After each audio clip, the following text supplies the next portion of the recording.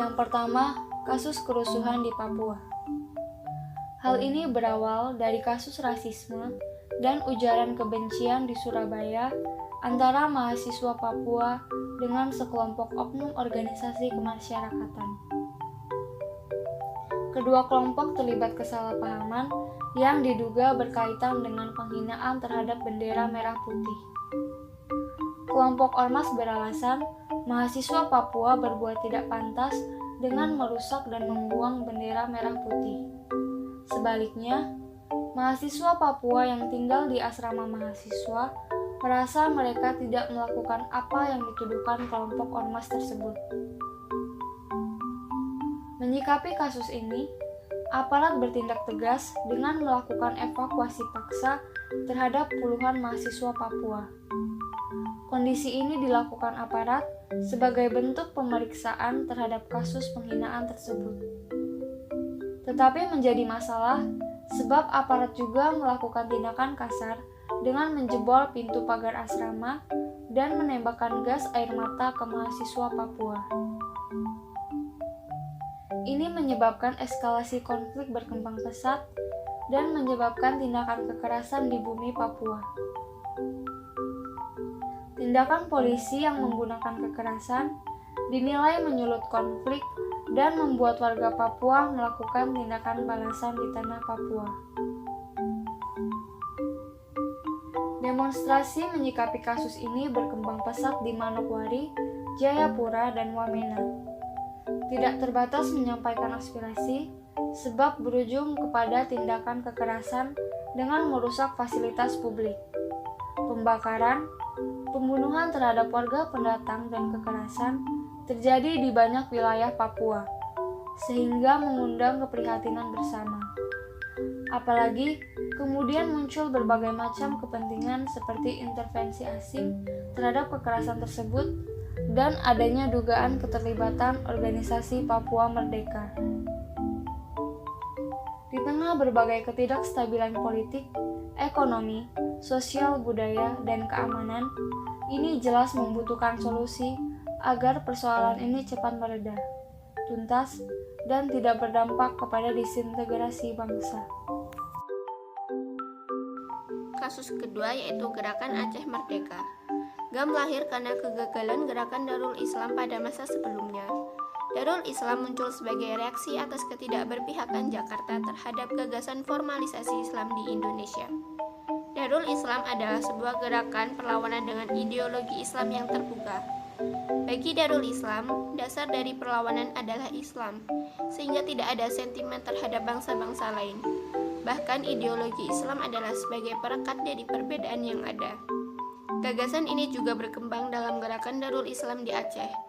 Akan tetapi, pasca berhentinya perlawanan Darul Islam Aceh, keinginan Aceh untuk melakukan Islamisasi di Indonesia menjadi lebih sempit hanya kepada Aceh.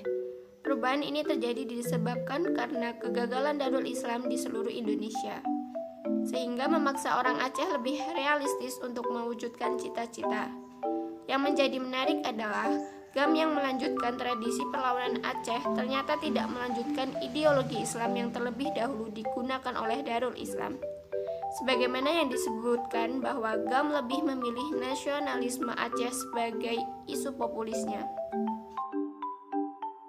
Kemunculan GAM pada masa awalnya langsung mendapat respon oleh pemerintahan Orde Baru dengan melakukan operasi militer yang represif, sehingga membuat GAM kurang bisa berkembang. Walau demikian, GAM juga melakukan pelebaran jaringan yang membuat mereka kuat, baik pada tingkat internasional maupun menyatu dengan masyarakat, dan GAM bisa terus bertahan. Pada masa Orde Baru, GAM memainkan dua wajah. Satu wajah perlawanan dengan pola-pola kekerasan yang dilakukan, dan strategi ekonomi politik yang dimainkan dengan mengambil uang pada proyek-proyek pembangunan. Yang ketiga yaitu kasus ketahanan nasional di bidang budaya. Telah beberapa kali negeri jiran Malaysia membuat panas hati sebagian besar masyarakat Indonesia. Negara yang mengusung slogan Truly Asia telah berulang kali mengeklaim kebudayaan Indonesia sebagai miliknya. Sebagaimana contoh kejahatan kemanusiaan, contoh kejahatan korporasi maupun contoh kejahatan kerah putih. Berikut sebagian datanya. Yang pertama, Malaysia mengeklaim dan mempatenkan batik motif parang rusak, angklung, wayang kulit, hingga rendang. Yang kedua, lagu yang sangat mirip Rasa Sayang menjadi soundtrack iklan pariwisata Malaysia yang dicurigai diambil dari lagu Rasa Sayangi. Yang ketiga, para seniman Ponorogo kaget oleh munculnya tari barongan yang sangat mirip reok Ponorogo. Yang keempat, pada acara Kemilau Nusantara 2007 di Bandung, Wakil Duta Besar Malaysia untuk Indonesia, Datuk Abdul Aziz Harun, mengancam mengeklaim bahasa Indonesia sebagai bahasa Melayu. Yang kelima, tari pendek menjadi iklan acara Discovery Channel bertajuk Enigmatic Malaysia. Selanjutnya yaitu yang keempat, pancagrata dan konflik sosial. Dalam konteks geopolitik dan geostrategis yang dianut oleh Indonesia, di mana geopolitik diejawantahkan sebagai wawasan Nusantara dan geostrategi sebagai konsep ketahanan nasional, menurut Profesor Ermaya Suradinata dalam Etika Pemerintahan dan Geostrategis Indonesia tahun 2012, maka konflik di media sosial sangat mengancam keduanya. Unsur-unsur kekuatan nasional disebut dengan nama Astagatra yang terdiri dari Trigatra dan Pancagatra. Trigatra adalah aspek alamiah yang terdiri atas penduduk, sumber daya alam, dan wilayah atau geopolitik, dan Pancagatra adalah aspek sosial yang terdiri atas ideologi, politik, ekonomi, sosial budaya, dan pertahanan, keamanan atau geostrategis. 8 unsur tersebut dapat mempengaruhi seberapa kuat suatu negara dalam menjamin kelangsungan hidup bangsa dan negaranya. Ketika salah satu atau beberapa unsur mengalami pelemahan, maka bisa berpengaruh kepada unsur yang lain, bahkan semua unsur. Dengan kata lain, kuat atau lemahnya tingkat ketahanan nasional akan mempengaruhi kemampuan bangsa dalam menghadapi ancaman kekuatan yang terjadi, baik ancaman dari luar dan dari dalam negeri. Konflik di media sosial merupakan masalah yang terjadi dalam kehidupan bermasyarakat yang termasuk dalam 5 aspek sosial atau pancagatra. Dalam konflik di media sosial melingkupi konflik yang terkait dengan ideologi, politik, ekonomi, sosial budaya, dan hankam. Lemahnya aspek sosial tersebut memberikan pengaruh buruk kepada aspek alamiah yaitu penduduk, sumber daya alam, dan wilayah. Oleh karena itu, ada alasan kuat untuk menyatakan bahwa potensi konflik di media sosial dapat mengancam ketahanan nasional Indonesia. Konflik sosial akan melemahkan aspek ideologi, politik, sosial budaya, dan pertahanan keamanan yang pada akhirnya juga berpengaruh pada aspek penduduk, sumber daya alam, dan wilayah. Melihat kondisi memprihatinkan tersebut, harus dicari jalan perbaikannya. Media sosial semestinya bermanfaat untuk menguatkan ketahanan nasional dengan makin mempererat kekerabatan, persatuan, dan kesatuan bangsa, bahkan malah sebaliknya. Oleh karenanya, pemerintah perlu membuat kebijakan yang mengatur penggunaan media sosial. Yang ketiga atau yang terakhir, kita akan membahas mengenai solusi atas kasus ketahanan nasional di Indonesia. Tentara Nasional Indonesia atau TNI menjadi garda terdepan mengamankan kepentingan nasional dan kedaulatan Indonesia.